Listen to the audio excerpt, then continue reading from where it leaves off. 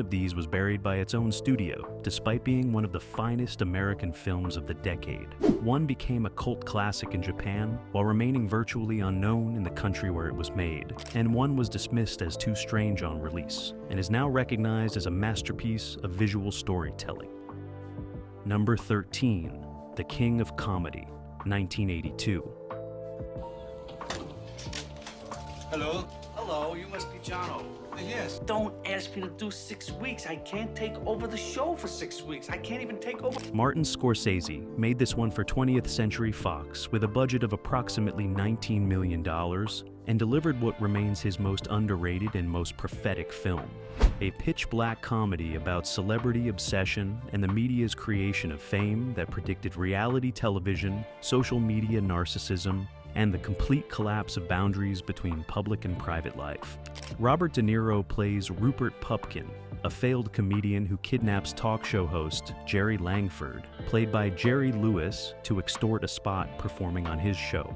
The film depicts Rupert's fantasy life, where he imagines himself as successful and beloved, with the same visual clarity it depicts reality, making it genuinely difficult to determine where delusion ends and actual events begin.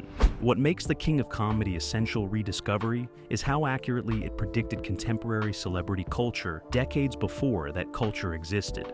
Rupert believes that appearing on television will transform his life, that fame itself has value regardless of talent or achievement, and that the audience's attention is the only form of validation that matters. Those beliefs, which seemed delusional in 1982, are now foundational to how social media operates and how millions of people understand their relationship to public attention. The film is genuinely uncomfortable satire that refuses to provide distance between Rupert's pathology and the media system that creates and rewards it. De Niro gives one of his most controlled and most disturbing performances, playing Rupert without the explosive violence of Travis Bickle or Jake LaMotta, but with equally complete detachment from reality.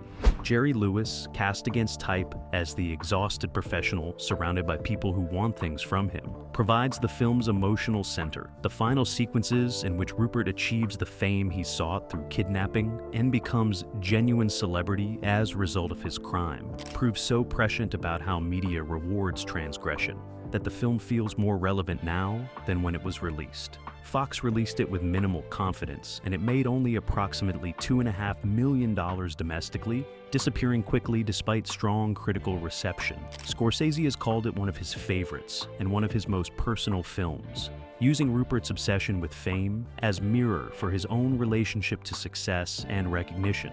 The film that seemed like strange misfire in 1982 now plays as essential text about celebrity culture, media manipulation, and the specific madness that constant exposure to other people's curated lives creates in populations who mistake attention for achievement. Number 12, Thief, 1981.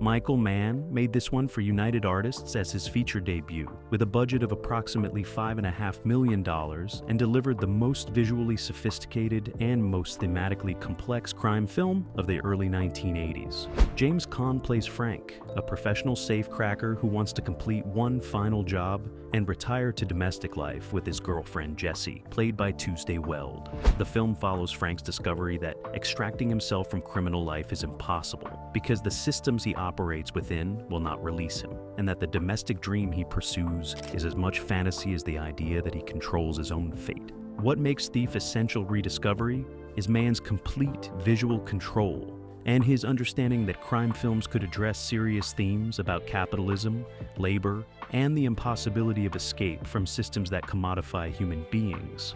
The film looks unlike anything American crime cinema was producing in 1981, with cinematographer Donald Thorin using neon lighting and rain-slicked streets to create visual world that feels both hyper-real and dreamlike. The extended safe-cracking sequences are shot with documentary precision, showing exactly how the work is done without sentimentalizing or glamorizing it, treating crime as skilled labor rather than as either adventure or moral failing. Tangerine Dream's electronic score creates soundscape that was genuinely innovative in 1981, and remains distinctive today, using synthesizers not as futuristic effect, but as emotional architecture that mirrors Frank's psychological state. The score works with the neon visuals to create atmosphere of technological alienation that was unusual for crime films, but that became Mann's signature across his subsequent career. The film made approximately $11 million domestically, which was acceptable return but not substantial enough to establish Mann as major director immediately. Critical reception was strong, but the film's commercial profile remained modest until home video and cable television gave it second life. It is now recognized as one of the essential American crime films and as the template for Mann's entire career, establishing the visual style and thematic concerns he would explore in Heat, Collateral, and Miami Vice. Frank's final decision to destroy everything he has built rather than submit to control by organized crime provides ending that is simultaneously nihilistic and strangely hopeful, suggesting that freedom requires accepting loss of everything you thought you wanted. Number 11. After Hours, 1985. What's your name? It's my sculpture! Hey man, be careful with it, huh? Martin Scorsese made this one for Double Play and the Geffen Company with a budget of approximately $4.5 million after the massive commercial failure of The King of Comedy, and delivered what remains his strangest and most formally playful film, a nightmare comedy about a word processor operator whose night out in Soho spirals into surreal catastrophe. Griffin Dunne plays Paul Hackett, who meets a woman in a coffee shop, follows her to her downtown loft, and spends the night unable to return home as increasingly bizarre events trap him in a neighborhood that operates according to dream logic rather than realistic causality. What makes After Hours essential rediscovery is Scorsese's willingness to abandon the serious crime dramas and biopics that defined his reputation, and instead make something genuinely weird and genuinely funny.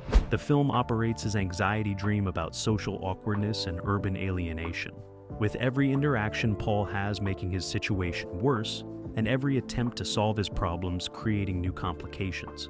The humor emerges from accumulation of absurdity rather than from jokes, with the film trusting that watching a normal person trapped in increasingly abnormal circumstances is inherently funny if the circumstances are strange enough and the protagonist's reactions are believable enough.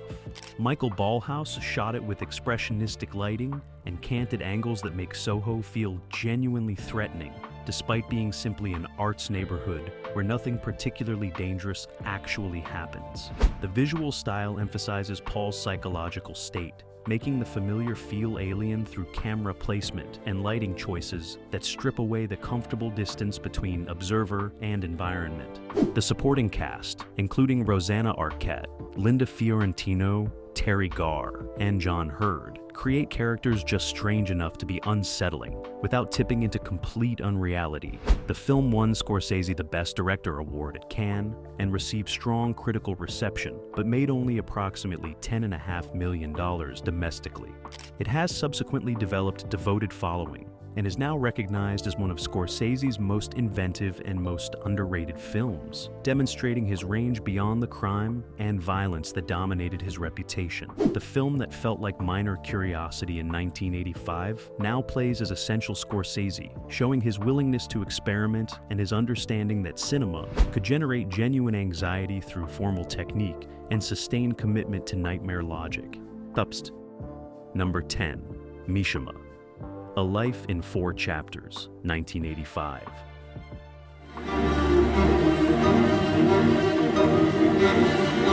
これが最後の日なんです。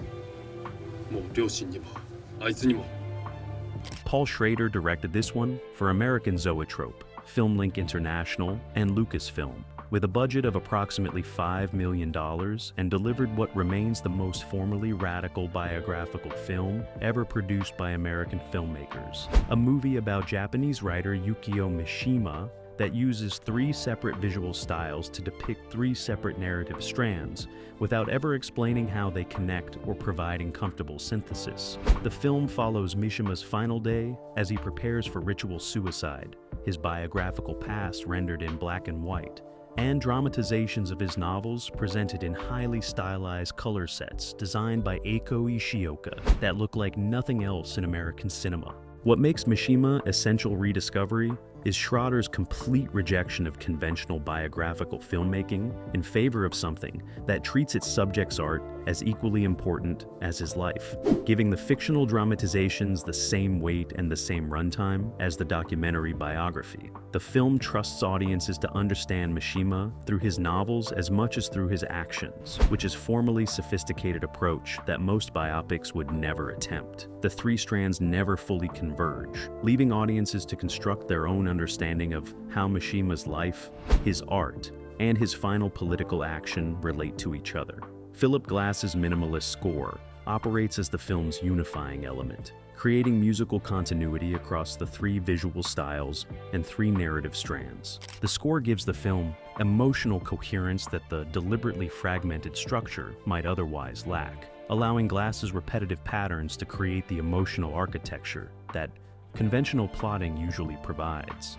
John Bailey's cinematography creates three completely distinct visual worlds that never bleed into each other, maintaining strict separation between realistic biography, expressionist fiction, and the documentary-style coverage of Mishima's final day.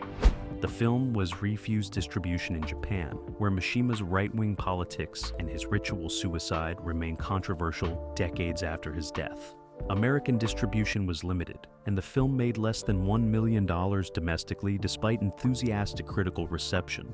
It has subsequently been recognized as one of the most formally ambitious American films of the 1980s, and as Schroeder's finest directorial achievement, demonstrating that biographical films could be genuinely experimental while remaining emotionally accessible. Number 9, Stranger Than Paradise, 1984. Cleveland, beautiful city. It's got a big, beautiful lake. Jim Jarmusch made this one for Grokenberger Film Production and Synesthesia Productions, with a budget of approximately $120,000, shot it in black and white on 16mm film, and delivered what became the defining American independent film of the 1980s, a deadpan comedy about three alienated people who drive from New York to Cleveland to Florida without ever finding what they're looking for or acknowledging that they're lost. John Lurie plays Willie, a small-time hustler in New York. Esther Ballant plays Eva, his cousin from Hungary, who stays with him briefly. Richard Edson plays Eddie, Willie's friend. The three of them sit in apartments and motel rooms and diners, barely communicating, waiting for something to happen. What makes Stranger Than Paradise essential rediscovery is Jarmusch's complete mastery of minimalist filmmaking, using static camera, minimal dialogue, and extended duration to create comedy from emptiness and ennui. The film is structured in long takes, separated by black frames, with each scene playing out in a single unbroken shot before cutting to black and then beginning the next scene. That formal choice creates rhythm that emphasizes the characters' boredom and their inability to connect, making the audience feel the duration of their waiting, rather than simply observing it. The black and white cinematography by Tom DeCillo gives the film timeless quality despite being clearly set in contemporary New York, Cleveland, and Florida. The absence of color strips away period markers and creates visual consistency across three very different American landscapes, suggesting that geographical movement cannot cure existential displacement. The film looks like it could have been made in 1954 or 1994, which is partly aesthetic choice and partly budgetary constraint that becomes aesthetic virtue. The film won the Camera d'Or at Cannes and became surprise art house success, making approximately $2.5 million in limited release. Its influence on American independent cinema was immediate and substantial, with countless filmmakers attempting to replicate Jarmusch's deadpan minimalism, with varying degrees of success.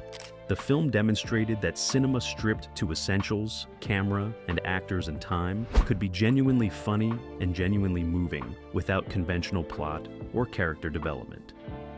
Number 8. Blood Simple, 1984. It's good, you know. Truth is, he was. Joel and Ethan Coen made this one for River Road Productions. With a budget of approximately $1.5 million raised from private investors and delivered what remains one of the most formally assured and most ruthlessly constructed film noir thrillers ever made by American independent filmmakers. The film follows a Texas bar owner who hires a private detective to kill his wife and her lover, but the private detective double-crosses him, and the resulting cascade of misunderstandings, mistaken assumptions, and accidental violence demonstrates how noir plots emerge not from criminal genius, but from ordinary people making reasonable decisions based on incomplete information. John Getz, Frances McDormand, Dan Hedaya, and Emmett Walsh create characters who are recognizably human rather than noir archetypes, which makes their destruction feel genuinely tragic rather than merely clever. What makes Blood Simple essential Rediscovery is the Coens' complete visual and narrative control, despite working with minimal resources, using creative camera placement, inventive editing, and Barry Sonnenfeld's cinematography to create something that looks more expensive and more sophisticated than its budget should allow. The film demonstrates that low-budget filmmaking requires more rather than less formal intelligence, that constraints force innovation when filmmakers cannot rely on expensive solutions to creative problems. The famous shot tracking a character across a bar and then moving through walls and over obstacles is achieved through practical effects and clever staging rather than expensive technology. The film's structure, which reveals information to the audience while withholding it from characters, creates sustained dramatic irony where every action makes sense from the character's limited perspective, while the audience understands how catastrophically wrong their assumptions are. That technique of making characters intelligent while still making them wrong generates genuine tragedy rather than simply mocking them for stupidity. The violence when it arrives is sudden and brutal rather than stylized, with the Coens understanding that noir works best when death feels real rather than aesthetic. The film premiered at film festivals, including the New York Film Festival, and eventually made approximately $2 million in limited theatrical release. Critical reception was enthusiastic, and the film launched the Coens' career, establishing the formal precision and dark humor that would characterize their entire body of work. Rediscovering Blood Simple means understanding that the Coens arrive fully formed, that their debut contains all the techniques and all the thematic concerns they would explore for the following 4 decades. Number 7. Repo Man, 1984. Hey, you hard of hearing, Ace? What do you want? You want to make $10? Fuck you, queer. Have a nice day. Or night. Night, day, doesn't mean shit. Alex Cox made this one for Edge City Productions, with a budget of approximately $1.5 million and delivered the most genuinely punk film Hollywood ever distributed, a science fiction comedy about Los Angeles repo men that uses genre framework to create anarchic satire of consumer capitalism, nuclear paranoia, and the complete spiritual emptiness of Reagan-era America. Emilio Estevez plays Otto, a disaffected punk who takes a job repossessing cars and gets caught up in conspiracy involving a Chevy Malibu with radioactive aliens in the trunk. Harry Dean Stanton plays Bud, the veteran repo man who becomes Otto's mentor in a profession that requires stealing cars from people who can no longer afford the payments. What makes Repo Man essential Rediscovery is its complete commitment to punk aesthetic and punk politics, while maintaining actual coherent narrative and genuine emotional stakes, rather than simply throwing random transgressive images at the screen. The film understands that punk is political position about capitalism and authority, rather than simply fashion or noise, and it uses the repo men, who are literally repossessing the commodities that define American identity, as perfect embodiment of how capitalism turns everyone into either predator or prey. The generic product labels, all white cans and boxes with simple black text, reading food or drink, create visual representation of consumer culture, stripped of branding mythology. The soundtrack, featuring punk bands including Black Flag, Circle Jerks, and Suicidal Tendencies, operates as the film's emotional architecture, in ways that conventional film scores never could, using the music's anger and energy to create atmosphere that is simultaneously funny and genuinely angry about what America has become. The science fiction elements, which could have been simply genre decoration, instead function as Reagan-era nuclear anxiety made literal, suggesting that the Cold War's radioactive paranoia has infected everything, including used cars on Los Angeles lots. The film made approximately $1.5 million theatrically, but found enormous cult following through home video and midnight movie screenings, particularly among audiences who recognized it as one of the few films that captured actual punk culture rather than Hollywood's sanitized version of rebellion. Cox never achieved similar commercial success with subsequent films, but Repo Man remains perfect distillation of a specific cultural moment when punk, science fiction, and political satire converged into something genuinely original. Number 6, Paris, Texas, 1984.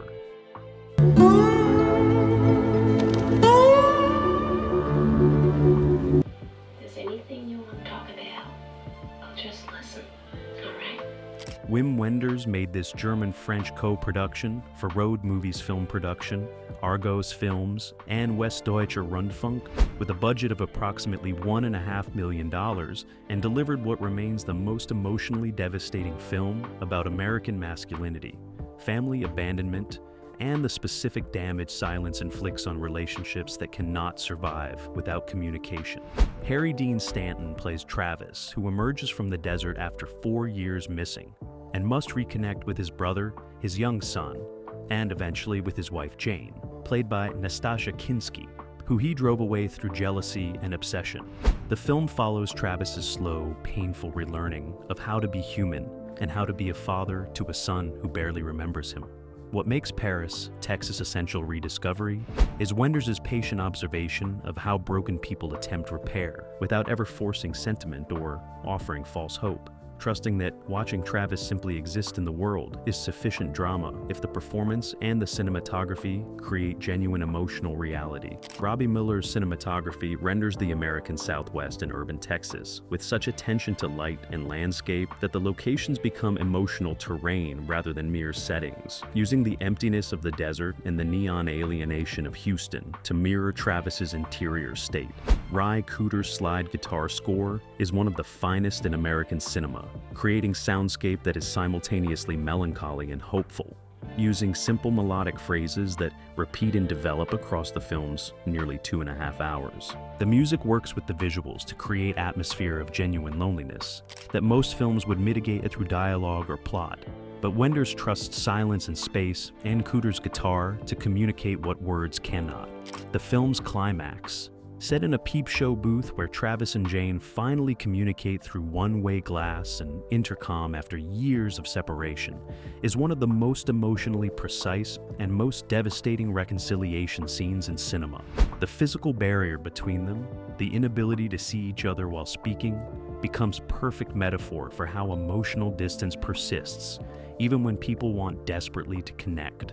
The scene runs approximately 20 minutes with minimal cutting and depends entirely on Stanton and Kinski's performances, and on Wenders' trust that audiences will sit with their pain. The film won the Palme d'Or at Cannes and received widespread critical acclaim, but made only modest commercial returns. It has subsequently been recognized as one of the essential American films of the 1980s, despite being made by a German director, demonstrating that sometimes outsiders see America more clearly than Americans see themselves. Number 5, Stop Making Sense, 1984.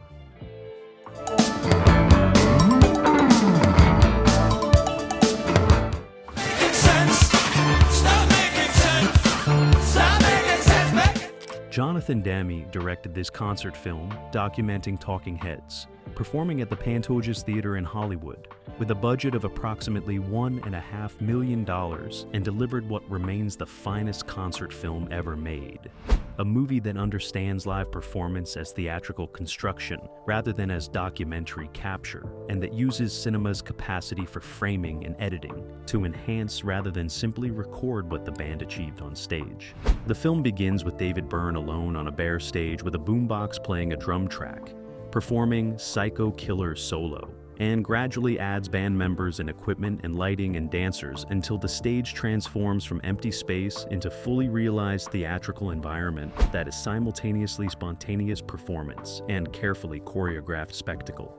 What makes Stop Making Sense Essential Rediscovery is Demi's understanding that filming a concert requires different approach than filming narrative fiction, that the camera must respond to the music's rhythm and energy rather than imposing predetermined coverage patterns. The editing by Lisa Day cuts on musical beats, creating visual rhythm that matches the sonic rhythm and making the audience feel the music's propulsion rather than simply hear it. Bailey Demam uses long takes during extended musical passages and more rapid cutting during intense moments, trusting the music to determine the visual pacing rather than following conventional film grammar. The film's visual style is deliberately anti-rock documentary, avoiding backstage footage, audience reaction shots, and talking head interviews in favor of simply watching the performance from beginning to end with minimal interruption. That formal restraint makes the concert itself the subject rather than treating it as raw material for constructing narrative about the band or about music or about performance. The lighting, designed by the band, creates theatrical rather than realistic environment, using stark white light and colored gels to create geometric patterns and shadows that make the performers appear larger than life without losing their specificity as individual musicians. The film made approximately $5 million theatrically, which was substantial for concert film, but represented only a fraction of its eventual cultural impact. It has been regularly revived in theaters, has influenced every concert film made since, and is now recognized as essential text about how to film performance without sacrificing the immediacy and energy that makes live music meaningful. David Byrne's oversized suit alone has become an iconic image that transcends the film itself. Number 4. The Mosquito Coast, 1986. It's a whole lot hotter than this in the jungle. The Blue Jeans Bible. Peter Weir directed this one for Warner Brothers based on Paul Theroux's novel with a budget of approximately $25 million and delivered one of the most uncompromising examinations of American idealism turned toxic, settler colonialism, and patriarchal authoritarianism that Hollywood produced in the 1980s. Harrison Ford plays Allie Fox, an inventor disgusted with American consumer culture, who moves his family to the jungles of Central America to build utopian community based on his own vision of proper civilization. The film follows his gradual transformation from idealist into tyrant as his settlement fails, and as his family recognizes he will destroy them rather than admit his vision was flawed. What makes The Mosquito Coast Essential Rediscovery is Ford's willingness to play a character who is genuinely monstrous while remaining recognizably human, creating performance that refuses the charm and the likability that defined his star persona from Star Wars and Indiana Jones. Allie Fox is intelligent and capable, and completely certain of his own righteousness, which makes him terrifying rather than sympathetic, because his certainty never wavers, even as everything he builds collapses. The film asks audiences to watch a father systematically destroy his family through his inability to acknowledge error, or to consider that his children and wife might have legitimate objections to his choices. Helen Mirren plays Mother Fox, with increasing desperation and decreasing agency as Allie's control tightens, giving performance that captures how authoritarian family structures require women's complicity, and how that complicity is coerced through combination of economic dependence and psychological manipulation. River Phoenix plays Charlie, the eldest son whose narration provides the audience's entry point into the family's nightmare, and whose growing recognition of his father's madness provides the film's emotional arc. John Seale's cinematography renders the jungle as genuinely beautiful and genuinely hostile, creating visual world that emphasizes how nature is indifferent to human ambition, and how Allie's attempt to impose order on wilderness is doomed by his refusal to adapt to conditions beyond his control. The film's ending, with Allie dying from his own hubris and the family escaping downstream, provides no catharsis or comfort.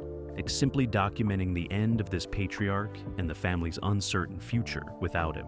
The film was a commercial failure, making approximately $14 million against its $25 million budget, and critical reception was mixed, with several reviewers finding it too dark and too unsympathetic. It has subsequently been recognized as one of Weir's finest films, and as Ford's bravest performance. Number 3. River's Edge, 1986.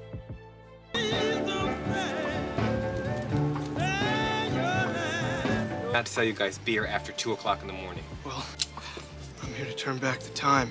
Tim Hunter directed this one for Hemdale Film Corporation, based on actual 1981 murder case with a budget of approximately $1.5 million, and delivered the most chilling examination of teenage nihilism and moral emptiness that American cinema produced in the 1980s. The film follows a group of Northern California teenagers who discover that one of their friends has murdered his girlfriend and left her body by the river, and who spend several days debating whether to report the crime, while gradually coming to understand that none of them care enough about the dead girl or about right and wrong to take action. Crispin Glover, Keanu Reeves, Ione Skye, and Daniel Roebuck create characters who are genuinely disturbing in their complete absence of conventional empathy or moral framework. What makes River's Edge essential rediscovery is its refusal to explain or psychologize the teenager's moral vacancy, simply presenting it as documented fact and trusting audiences to understand that this is what a generation raised on television violence and Reagan-era individualism has become. The film does not blame parents or society or media explicitly, instead showing how those influences have created teenagers who understand murder intellectually but cannot connect it emotionally to the loss of an actual person they knew. The dead girl's body becomes simply a problem to be managed rather than a person whose death demands response. Dennis Hopper plays Feck, an aging biker who lives alone with a sex doll and who murdered his own girlfriend years earlier, providing the teenagers with example of what their future could become if they continue on their current path. Hopper's performance is genuinely unsettling, playing Feck as simultaneously pathetic and dangerous. A man whose capacity for violence has curdled into paranoid isolation. His presence in the film creates structural parallel between the teenagers' present choices and their future consequences.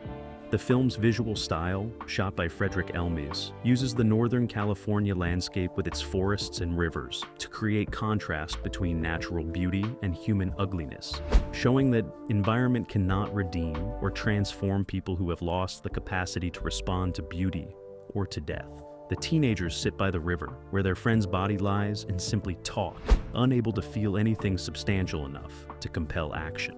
The film made approximately $4.5 million theatrically and received strong critical reception, but struggled to find audiences because of its disturbing subject matter and its refusal to provide conventional moral framework. It remains one of the most honest and most troubling films about American teenagers ever made. Number 2, House of Games, 1987. I want something from you. What do you want? I want you to do me a favor. Why should I do you?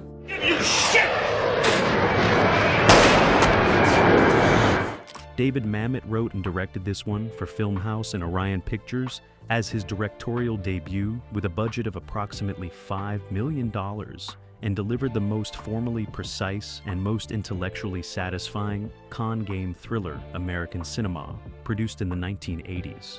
Lindsay Krause plays Dr. Margaret Ford, a psychiatrist who becomes involved with a con man, played by Joe Mantegna, and who gradually becomes seduced by the world of grifters, confidence games, and the specific pleasure of manipulating people who believe themselves too intelligent to be manipulated. The film is structured as series of nested koanas, where each revelation of deception is followed by deeper revelation that what seemed like truth was itself another layer of the con. What makes House of Games essential rediscovery is Mamet's complete control over every element of the production, using his distinctive dialogue patterns, his understanding of how confidence games operate through exploiting human psychology, and his willingness to make every frame serve the film's thematic concerns about deception and self-deception. The screenplay is constructed with mathematical precision, with every line and every action serving multiple purposes and setting up reversals that are simultaneously completely surprising and completely inevitable once they are revealed. The performances are deliberately artificial, with actors delivering Mamet's stylized dialogue in flat affect that emphasizes the words themselves, rather than emotional subtext. That artificiality serves the film's purposes by making every interaction feel like performance, where sincerity is always strategy and where authentic emotion is indistinguishable from manipulative display. Krause and Mantegna create characters who are playing roles for each other, and who may not have actual selves beneath the performances they deliver. Juan Ruiz Anchia's cinematography uses formal composition and theatrical lighting to create visual world that matches the dialogue's artificiality, making even casual scenes feel staged and deliberate. The production design emphasizes surfaces and reflections, using mirrors and windows to create constant visual reminder that everything in the film involves watching and being watched, performing and being performed for. The film made approximately $2.5 million theatrically, which Orion considered disappointing, but critical reception was strong, and the film established Mamet as significant film director in addition to his reputation as playwright and screenwriter. It remains the best film about confidence games because it understands that the real con is not the specific tricks, but the psychological manipulation that makes marks want to believe what they are being told. Number 1. Dead Ringers, 1988.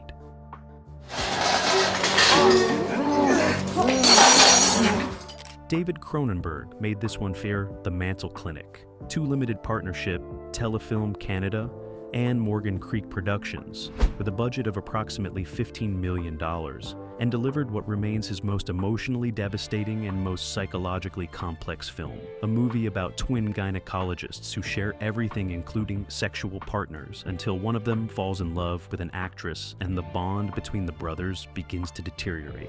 Jeremy Irons plays both Beverly and Elliot Mantle with performances so distinct and so precisely differentiated that the audience never confuses which twin is on screen, despite Irons playing both roles, creating two complete characters through subtle variations in posture, vocal tone, and emotional presentation. What makes Dead Ringers essential rediscovery is Cronenberg's fusion of his characteristic body horror with genuine emotional tragedy, using the twins' physical and psychological codependence as framework for exploring identity, autonomy, and the specific terror of recognizing you are not a complete person, but half of something that cannot survive separation. The film's medical setting and the twins' profession as gynecologists give Cronenberg opportunities to explore his ongoing fascination with bodies and medical intervention. But unlike his earlier, more explicitly horrific work, Dead Ringers uses that material in service of psychological, rather than physical horror. Geneviève Bujold plays Claire Neveu, the actress whose relationship with Beverly disrupts the twins' equilibrium and forces them to confront that they cannot share everything indefinitely.